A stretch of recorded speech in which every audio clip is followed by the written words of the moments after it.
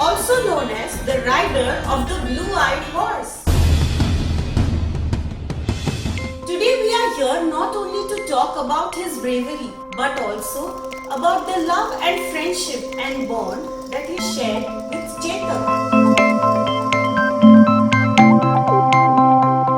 Yes, a blue-eyed white horse which was gifted by Charan, that is one of the warriors of King Uday Singh, that is Maharana Pratap's father.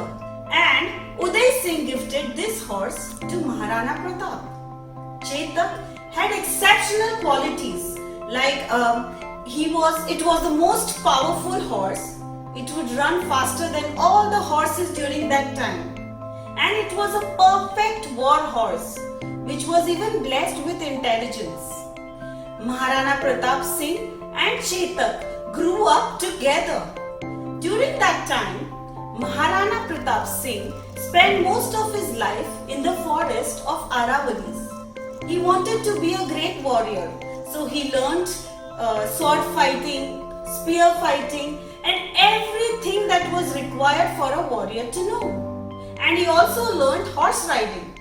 Chetak has always played a very important role in Maharana Pratap's life. And it was also a partner in all the battlefields where Maharana Pratap has performed.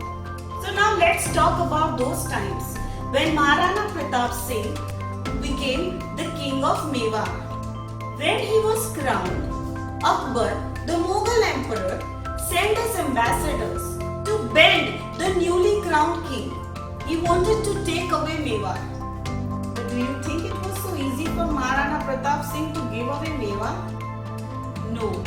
He declared a war against Akbar. He had only 20,000 Rajputs to support him during that time, and Akbar had a troop of 84,000 soldiers. Imagine ratio of 1:4.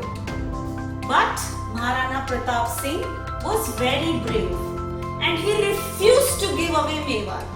This called for the great war of Haldi Ghati, which we even remember today. Now came the time on the battlefield where Maharana Pratap Singh and Man Singh, who was the supporter of Mughal emperor, were supposed to come in front of each other. Maharana Pratap Singh trusted Chetak totally and completely. So he put a trunk on Chetak and dressed him up as an elephant to fool the Mahabhat of Man Singh. On the battlefield came the time when they actually came in front of each other. And these were war animals.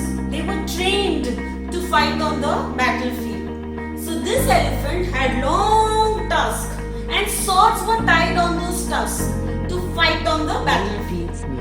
Now Chetak, when thought that this is the only chance when his Maharana could hit Man Singh with the spear, leaped on the elephant. This happened in such a fraction of a second that Maharana Pratap Singh threw the spear at Man Singh with his full strength. But the spear hurt the Mahabhat instead of Man Singh, and Mahabhat died. And when all this happened, Man Singh fell down from the elephant.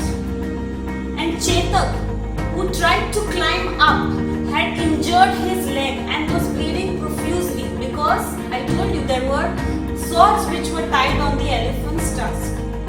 But though Chetak was in pain, when he realized that Maharana Pratap was in danger, he ran from the battlefield with Maharana Pratap Singh like a thunderstorm, and he travelled around 11 miles at a speed. Can you believe, with an injured leg which was bleeding profusely? And it even crossed a river which was 10 feet and brought Maharana to a safe place. And once it knew that my Maharana Pratap is safe, it just gave up all its strength and fell on his lap. And there it took its last breath. Maharana Pratap and Chetak are just inseparable. Whenever we think about Maharana Pratap Singh, we think about the horse he's riding on. So, this journey and the deeds of warriors cannot be actually expressed in a few words. Let's put our hands together and take a bow and think about Maharana and his stories that are always told. But yet, let's not forget Chetak. His story today here will unfold. I also want to add a few things here, like Maharana Pratap Singh, whenever he would go on the battlefield, he always wore an armor which weighed around 110 kilos, and he carried two heavy swords with him. So can you imagine a 7 feet 11-inch man wearing an armor of 110 kilos and also carrying two swords, riding on the back of a horse? These things which Rana Pratap carried to the battlefield are still preserved in the museum. You must go and visit the museum when you get a chance.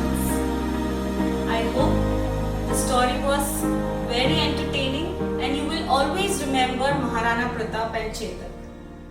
Thank you.